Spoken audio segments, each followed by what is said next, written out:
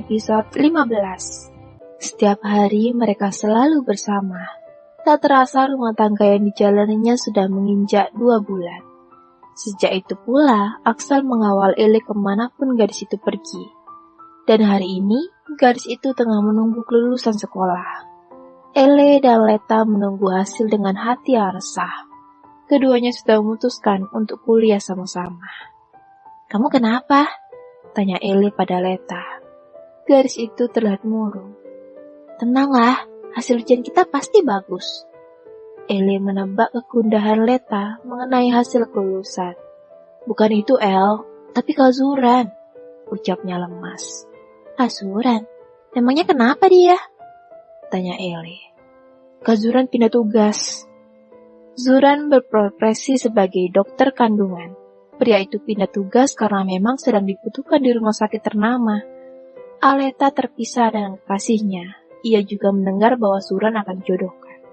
Leta frustasi berat. Bagaimana kalau sampai orang tuanya tidak setuju dengan hubungan mereka?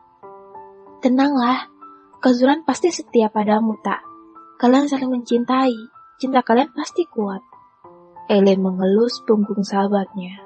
"Kamu enak sudah nikah. Gak ada yang berani memisahkan kalian. Sementara aku..." Leta terkulai lemas.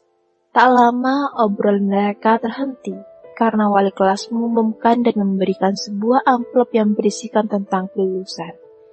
Nilai terbaik akan mendapatkan beasiswa. Ele maupun Aleta sudah menerima amplop tersebut. Jantungnya dak-dik-duk tak karuan. Tangan bergetar.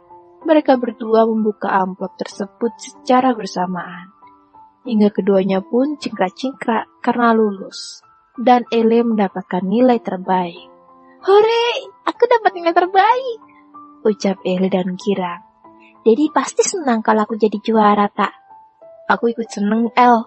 Kita tetap akan kuliah sama-sama kan?" tanya Leta. Ele mengangguk.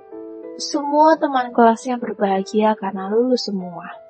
Seusai sekolah, Ele berniat ke kantor suaminya. Ia akan memberikan kabar baik ini. Ia juga akan menagih soal kebebasan saat kuliah nanti. "Tak, sampai ketemu minggu depan ya," ucap Ele. Mereka libur sekolah 1 minggu seusai pengumuman. "Iya, kamu baik-baik ya, El. Tambah bahagia dan mesra aja dong. Libur seminggu rencananya mau kemana?" tanya Leta. "Ada deh, rahasia." Ele melambaikan tangan karena ia sudah masuk ke dalam mobil. "Jalan, Pak," kata Ele pada supir. "Kita ke kantor dulu ya," pintanya. "Iya, Non." Supir pun segera melajukan mobil menuju kantor Axel. Ele membayangkan bagaimana ekspresi suaminya nanti. Pria itu pasti bangga kepadanya. Ia jadi tidak sabar ingin segera bertemu. Beberapa menit kemudian, ia pun sampai di kantor. Para karyawan sudah tahu siapa Ele. Yang diketahui bahwa Ele adalah putri satu-satunya dari Axel Austin. Semua karyawan yang berpapasan dengannya memberi sapaan hangat. Gadis itu tersenyum menanggapi sapaan dari karyawan. Tepat di depan pintu ruangan Axel, Ele menghirup udara sebanyak-banyaknya. Kenop pintu ia raih dan bukanya secara perlahan.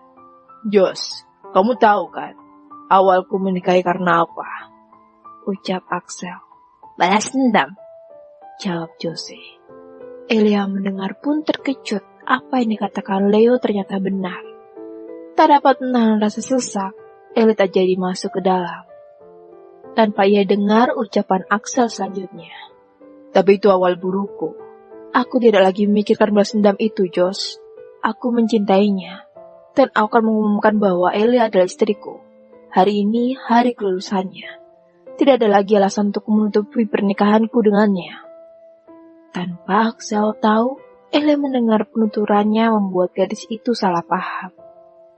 "Dede jahat, Dede jahat," kesal Ele sembari menangis. Menyusuri kantor dengan pandangan tertunduk. Sampai ia menabrak seseorang pun tak ia pedulikan. Anak buah yang selalu menjaga Ele entah kemana, karena merasa gadis itu berada di tempat aman. Orang yang ditabraknya adalah Olan. Kenapa dia? Kenapa menangis? Olan mengikutinya dari belakang. Sampai Ellie terus berjalan menyusuri tepi jalan. Tubuh Ellie sedikit limbung. Kepalanya terasa pusing. Penglihatannya meredup, terasa gelap. Seketika, Ellie jatuh pingsan, dan Olan segera menghampiri dan bawanya ke rumah sakit. "Suster!" teriak Olan setibanya di rumah sakit. Petugas di sana mendorong Branker ke arah Olan, dan pria itu segera merebahkan Ellie. Pasien dibawa ke UGD. Olan terlihat khawatir. Ia panik karena tidak tahu harus berbuat apa. "Maaf Tuan, tolong diurus administrasinya," ucap suster. "Dan tolong formulir ini diisi." Suster memberikan formulir untuk mengisi data pasien. Olan melengkapi data atas nama dirinya sebagai keluarga, mempermudah penanganan agar tidak tersendat. Setelah diperiksa, dokter pun keluar dan menghampiri Olan. Dokter itu melihat Olan dari ujung kaki sampai ujung kepala, menyimpulkan bahwa lelaki itu mungkin kekasih pasien. "Bisa kita bicara sebentar?" tanya dokter. Olan mengangguk, lalu mengikuti dokter ke ruangannya. "Silakan duduk," ucap dokter.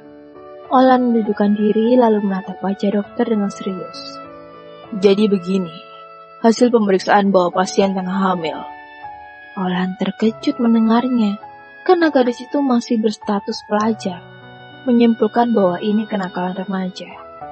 "Berapa usia kandungannya, Dok?" tanya Olan. 2 minggu. Kandungannya masih rentan. Kalau bisa tolong dijaga," jelas dokter. "Dan jangan melakukan hubungan sebelum usia kandungannya kuat." "Saya bukan," ucap Olan terhenti, karena suster datang ke ruangan untuk memberitahukan bahwa pasien sudah sadar. Ellie tengah duduk bersandar di sandaran brankar. Kepalanya masih terasa pusing. Olan pun belum menanyakan perihal kehamilan gadis tersebut. "Apa yang kamu rasakan?" tanya Olan. "Pusing," jawab Ellie. "Terima kasih sudah membawaku ke sini." Jawab singkat Olan. "Ada sesuatu yang kamu inginkan?"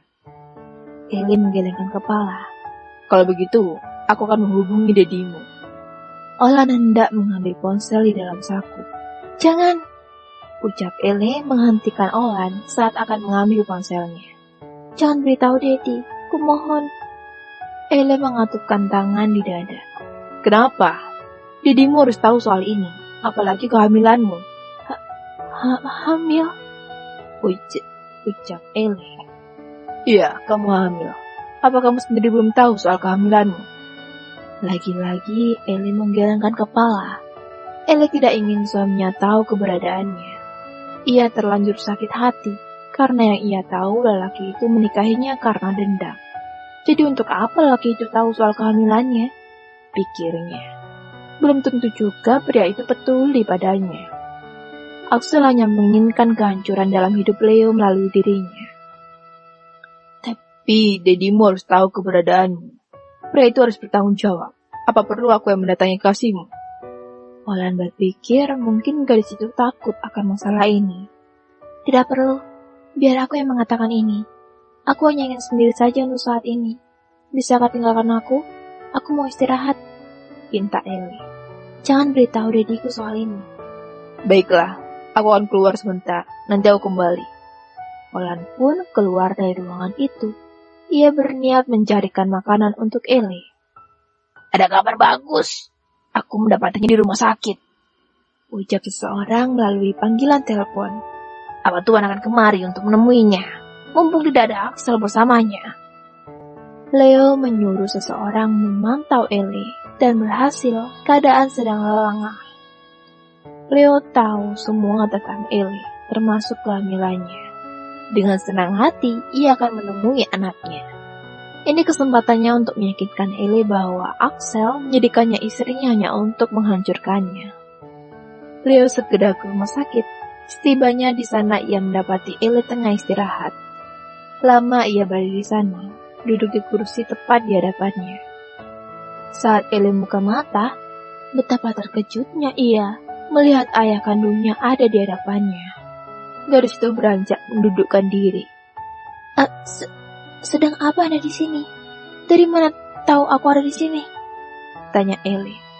"Tetangga saya," Didi tidak akan berbuat jahat padamu. Didi akan melindungimu dari laki-laki itu. Pergi, tinggalkan aku di sini. Ellie ketakutan. Beberapa saat, beberapa orang datang berpakaian baju putih layaknya seorang dokter. Mau apa kalian? Tanya Ellie. Orang-orang itu menghampiri Ellie dan satu orang berniat menyuntiknya. Apa yang akan kalian lakukan? Ellie berontak karena firasatnya tidak enak. Panik. Ellie langsung menendang tangan yang tengah memegang jarum suntik. Suntikan itu terjatuh ke lantai. Dengan cepat, Ellie melepaskan diri, turun dari berangkar dan segera keluar. Berlari sekuat mungkin keluar dari rumah sakit. Suara ban mobil berdecit pada jalan. Hampir Ellie tertabrak. Orang berseragam putih itu mengejarnya. Ellie langsung masuk ke dalam mobil tersebut, tanpa disadari bahwa Olan lah yang mengemudi mobil tersebut. Hei, kamu kenapa? Tanya Olan. Bersyukur Ellie masih diberi keselamatan. Cepat jalan, orang-orang itu berniat jahat padaku. Ellie melihat ke arah beberapa orang yang hampir tiba di dekat mobil yang ditumpanginya. Olan pun langsung melanjutkan mobil. Sebenarnya ada apa ini? Tanya Olan saat sudah jauh dari orang-orang yang mengejarnya. Ellie tidak menjawab, gadis itu ketakutan. Kenapa orang-orang berniat jahat padanya? Ia tidak tahu apa-apa soal permasalahan orang tuanya. Olan yang menyadari keadaan Ellie pun tak lagi banyak bertanya. Tempat paling aman saat ini mungkin adalah rumahnya, karena Ellie tidak mungkin mau diantar pulang. Ellie menangis sesenggukan. Saat dalam perjalanan, Olan hanya mendengar tangisan. Ia tidak tahu harus melakukan apa. Ia hanya fokus pada kendaraannya. Sesampainya di kediaman Olan, lama mereka berada di dalam mobil. Menunggu Ellie terhenti dari tangisan dan menunggu gadis itu tenang. Ellie menangis dalam keadaan tangan menelungkup di wajah. Sadar akan tangisannya, ia melepas tangannya dan melihat di sekeliling yang tak ia kenali. Lalu melihat Olan tengah berselancar dengan benar pipinya. Sudah nangisnya? Tanya Olan saat sadar tak lagi mendengar suara tangisan. Ayo turun, ajaknya. Olan lebih dulu turun dari mobil. Masih mau di dalam mobil? Tanya Olan, menundukkan kepala ke arah dalam mobilnya, karena Ellie masih belum juga turun. Di mana ini? Tanya Ellie saat sudah turun dari mobil. Rumahku, maaf, aku bawamu kemari karena dari tadi kamu selalu menangis. Maaf sudah merepotkanmu, tapi aku tidak bisa berada di sini. Aku harus pergi. Ellie menyentuh kepalanya yang terasa berat, dan tak lama ia kembali jatuh pingsan. Untung dengan cepat Olan menangkap tubuhnya. Olan membawa Ellie masuk dan merebahkannya di kamar. Gantikan pakaiannya, ucap Olan pada seorang asisten di sana. Beritahu aku jika dia sudah sadar. Olan segera pergi dari sana. Hari sudah sore. Axel masih berada di kantor. Jos, aku pulang lebih dulu. Kamu selesaikan pekerjaanmu saja, biar aku menyetir sendiri. Aku ada urusan sebentar. Axel berniat membelikan bunga untuk Ellie. Ia akan menyiapkan diri menjadi suami terbaik untuk gadis itu. Di toko bunga, Axel memilih bunga yang paling bagus dan mahal. Ia pikir Ellie pasti akan suka dengan bunga yang ia berikan. Sesekali ia mencium aroma bunga. Setelah membayarnya, ia segera masuk ke dalam mobil. Di perjalanan sedikit terhambat karena kemacetan, Axel tiba di rumah pada pukul 7 malam. Rumah sudah terlihat sepi. Carla pun sudah kembali ke tempat tinggalnya yang berada di belakang rumahnya. Makanan sudah tersaji di meja makan. Axel berpikir bahwa istrinya tengah menunggunya pulang. Sayang, aku sudah pulang, ucap Axel. Tidak ada sahutan. Axel berlari kecil menaiki tangga. Barang-barang istrinya sudah ia pindahkan di kamarnya. Axel langsung masuk ke dalam kamar. Kamar terlihat kosong. El, Didi pulang. Kamu di mana? Axel membuka pintu kamar mandi. Kosong. Tidak ada siapa-siapa. Apa di kamarnya? Gumamnya. Axel pergi ke kamar Ellie. Lagi-lagi kamar terlihat kosong. Panik. Ia segera menghubungi nomor telepon yang biasa menjemput Ele. "Di mana? Apa kamu sudah menjemput istriku?" Axel semakin panik saat mendengar jawaban supir yang biasa menjemput istrinya. Axel kembali mengemudi, pergi ke sekolah Ele karena supir mengatakan bahwa gadis itu ada pelajaran tambahan. Tunggu, pelajaran tambahan? Bukan ini penentuan kelulusan. Tidak mungkin ada pelajaran, pikirnya. Jangan-jangan. Axel berpikir bahwa ini ada hubungannya dengan Leo. Axel mengepalkan tangan. Ia tahu kemana harus mencari laki-laki itu. Sedangkan Ele, gadis itu tengah mengobrol dengan Olan. Olan mendesak siapa laki-laki yang sudah menghamilinya. Pria itu terkejut.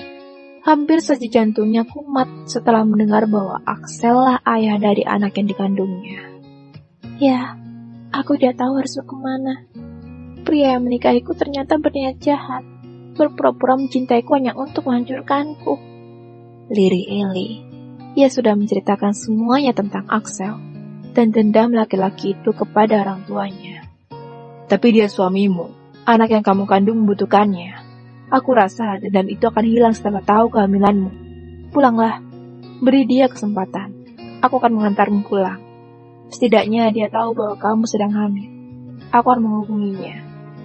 Meski berat, Olan mencoba ikhlas karena ia menaruh hati pada gadis kecil itu. Bersambung.